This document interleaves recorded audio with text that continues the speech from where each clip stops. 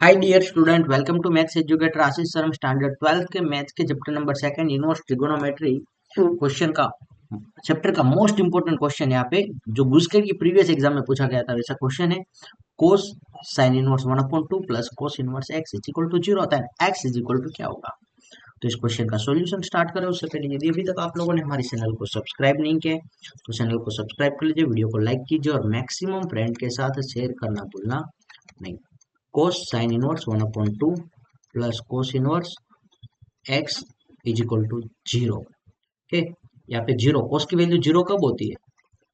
cos की value zero कब होती है? 5/2 पर।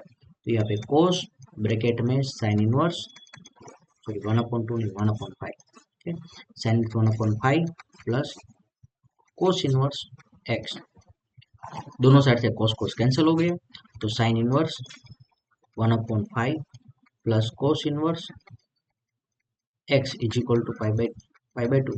तो एक कब होता है? तो हमारे पास एक ऐसा फॉर्मूला है, sine inverse theta plus cos inverse theta is equal to 5/2। तो यानी कि यहाँ पे ये दोनों एक्स और ये दोनों क्या होते हैं, जो थीटा एंगल सेम होना चाहिए। तो यहाँ पे 1/5 इज इक्वल टू क्या होगा? एक्स। ऐसा आंसर आपका होगा। Thank you student watching for my videos. Have a nice day.